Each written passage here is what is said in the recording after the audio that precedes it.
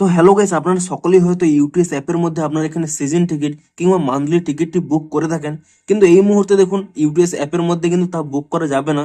আপনাদের এখানে স্পষ্টই জানাচ্ছে যে রেল ওয়ান অ্যাপের মাধ্যমে আপনাদের কিন্তু এখানে বুকটি করতে হবে। তো আপনারা এই অ্যাপটি হয়তো ডাউনলোড করে নিয়েছেন, এমনকি রেজিস্টারও কমপ্লিট করে নিয়েছেন, কিন্তু আপনারা জানেন না যে এই রেল ওয়ান অ্যাপের মধ্য দিয়ে আপনারা কিভাবে সেই মান্থলি কিংবা সিজন টিকিটটি বুক করতে পারবেন।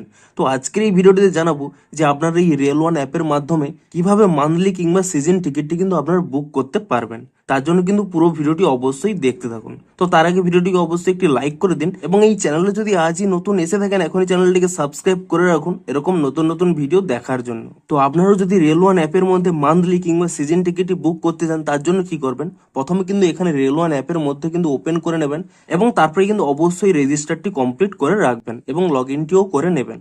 এবং তারপরে দেখুন আপনাদের এরকম একটি ইন্টারফেস চলে আসবে। আপনারা কি করবেন, এখানে আনরিজার্ভড বলে একটি অপশান রয়েছে, আপনি সেই আনরিজার্ভড অপশানে ক্লিক করে নেবেন। এবং তাহলেই দেখুন এখানে দুটি অপশান রয়েছে, নর্মাল এবং সিজন বলে। আপনি এখানে সিজন অপশানে কিন্তু ক্লিক করে নেবেন। এবারে দেখুন আপনারা হয়তো নতুন সিজন টিকিট বুক করতে চাইছেন, তো তাহলে আপনারা ইস্যু অপশানে সিলেক্ট করে নেবেন, কিংবা আপনারা যদি রিনিউ করতে চান অর্থাৎ আগে বুক করা রয়েছে আপনারা সেটিকে আরেকবার রিনিউ করতে চাইছেন, তাহলে কিন্তু রিনিউ অপশানে ক্লিক করে নেবেন। তো আমি যেহেতু এখানে নতুনভাবে বুক করতে চাইছি, তো এখানে আমি ইস্যু অপশানে কিন্তু ক্লিক করে নিচ্ছি। এবং তারপরে দেখুন এখানে কিন্তু ফ্রম এবং টু রয়েছে, অর্থাৎ আপনারা কোথা থেকে কোথায় যেতে চাইছেন। তো আপনি এখানে ফ্রম যে স্টেশন থেকে যেতে চাইছেন সেই স্টেশনটি এখানে সিলেক্ট করে নেবেন, এবং টু তারপরে যে স্টেশনে যেতে চাইছেন সেই স্টেশনটি কিন্তু এখানে সিলেক্ট করে নেবেন।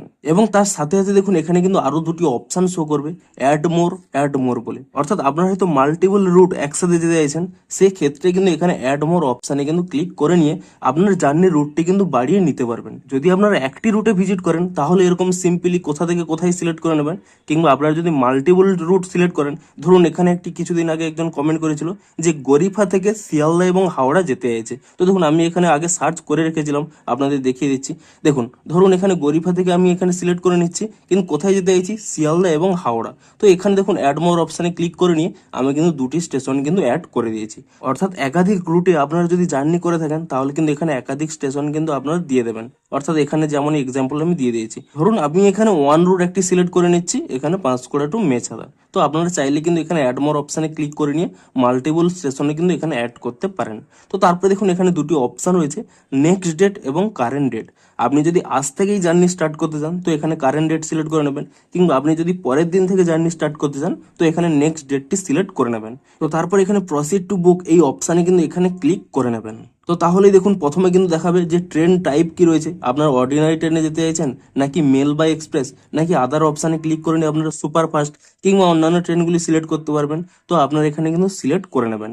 তো আপনারা যদি নর্মাল লোকাল ট্রেনে যেতে চান তো এখানে অর্ডিনারি সিলেক্ট করে নেবেন। এবং তারপরে দেখুন ডিউরেশন রয়েছে, আপনারা কিভাবে এই সিজন টিকিটটি কাটতে চাইছেন, মান্থলি মানে 1 মাসের জন্য, কোয়ার্টারলি মানে 3 মাসের জন্য, হাফ ইয়ারলি অর্থাৎ 6 মাসের জন্য, এবং আপনারা যদি 1 বছরের জন্য চান অর্থাৎ 1 ইয়ারের জন্য চান তাহলে কিন্তু এখানে ইয়ারলি সিলেক্ট করে নেবেন। ধরুন আমার এখানে মান্থলি প্রয়োজন, আমি এখানে মান্থলি সিলেক্ট করে নিচ্ছি। তো তারপরে দেখুন এখানে কিন্তু একটি আপনাদের আইডি কার্ড অ্যাড করতে হবে। এখানে এই এডিট আইডি এই অপশানে কিন্তু যদি ক্লিক করে নেন, এবং তারপরে কিন্তু আপনার এই আইডি অপশানে ক্লিক করে নিয়ে এখানে দেখুন বিভিন্ন রকম আইডি পেয়ে যাবেন, driving licence, passport, pan card, voter ID card, কিংবা আপনারা যদি আধার কার্ড অ্যাড করতে চান তো গভর্নমেন্ট ইস্যুড আইডি কার্ড করতে পারেন। স্টুডেন্ট আইডি কার্ড থাকলে স্টুডেন্ট আইডি কার্ড দেবেন, ব্যাংক পাসবুক কিংবা ক্রেডিট কার্ডও আপনারা অ্যাড করতে পারেন, ক্রেডিট কার্ড উইথ ফটো। তো ধরুন আমি এখানে প্যান কার্ডটি সিলেক্ট করে নিচ্ছি, আমি এখানে প্যান কার্ড সিলেক্ট করে নিয়ে তো এখানে প্যান নাম্বারটি কিন্তু এখানে দিয়ে দেবো। আপনারা কিন্তু আপনাদের এখানে যে কোনো আইডি সিলেক্ট করে নিয়ে সেই আইডি নাম্বারটি দিয়ে এখানে কিন্তু সাবমিট করে দেবেন। তবে এখানে স্পষ্টই জানিয়ে দিই, আপনারা যে আইডি কার্ডটি এখানে সিলেক্ট করে নেবেন তা কিন্তু আপনাদের সাথে নিয়ে কিন্তু জার্নি করতে হবে। দেখুন এখানে কিন্তু স্পষ্টই লেখা রয়েছে carry this ID during journey, অর্থাৎ জার্নি করার সময় সেই আইডি কার্ডটি কিন্তু আপনাদের সাথে রাখতে হবে ভেরিফাই করার জন্য। তো তারপর দেখুন এখানে ক্লাস কিন্তু অটোমেটিক্যালি সেকেন্ড রয়েছে। এবারে আরও একটি অপশান নতুন অ্যাড রয়েছে, দেখুন এভেল কনসেশন। আপনারা যদি এই অপশানে ক্লিক করে নেন, আপনারা যদি দিব্যাঞ্জন হয়ে থাকেন তো আপনাদের এখানে কনসেশনের জন্য এখানে যদি আইডি কার্ড থেকে থাকে তো আপনারা এখানে দিতে পারেন, না হলে কিন্তু এখানে কোনো ক্লিক করার দরকার নেই। তারপর দেখুন এখানে টোটাল ফেয়ার আপনারা দেখতে পেয়ে যাবেন।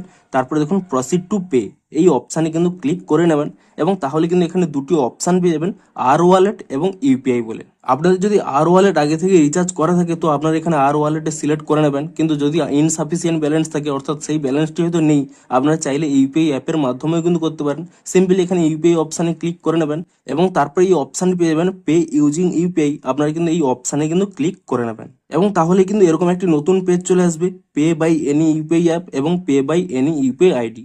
আপনারা হয়তো কোনো একটি অ্যাপের মাধ্যমে করতে চাইছেন, তো এখানে ইউপিআই অ্যাপটি সিলেক্ট করে নেবেন এবং তাহলেই কিন্তু আপনাদের মোবাইলে থাকা যত ইউপিআই অ্যাপ রয়েছে তা কিন্তু এখানে শো করবে। আপনি কিন্তু যে ইউপিআই অ্যাপের মাধ্যমে পেমেন্টটি করতে চাইছেন সেই ইউপিআই অ্যাপটি কিন্তু এখানে আপনারা সিলেক্ট করে নেবেন এবং তারপর এখানে ইউপিআই অ্যাপটি কিন্তু এখানে আপনারা আনলক করে নেবেন এবং আনলক করার সাথে সাথেই এখানে দেখুন আপনাদের কিন্তু পেমেন্ট করতে বলবে। এখানে 100 টাকার বদলে 97 কেন হয়েছে, কারণ 3% কিন্তু আপনারা ডিসকাউন্ট পেয়ে যাবেন যে কোনো বুকিংয়ের ক্ষেত্রে। তো আপনারা সিম্পলি কিন্তু এখানে পে করে দেবেন এবং তাহলেই দেখুন এখানে কিন্তু আপনাদের টিকিটটি শো করবে। আপনাদের যখন কোনো টিটি চেক করার জন্য টিকিট চাইবে তো আপনারা কিন্তু এখানে তা ভিজিট করে এখানে এই টিকিটটি কিন্তু দেখিয়ে দেবেন। তো এই টিকিটটি আপনারা কোথায় পাবেন দেখুন, আমি প্রথমে এখান থেকে ব্যাক করে নিচ্ছি।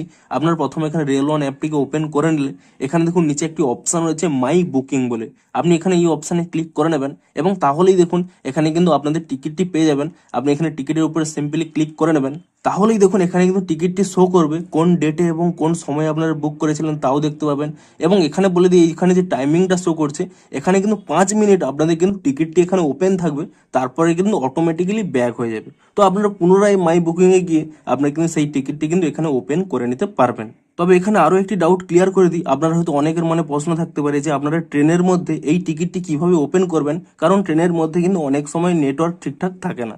তো এটি কিন্তু আপনাদের অফলাইনেও কিন্তু আপনারা ওপেন করতে পারবেন।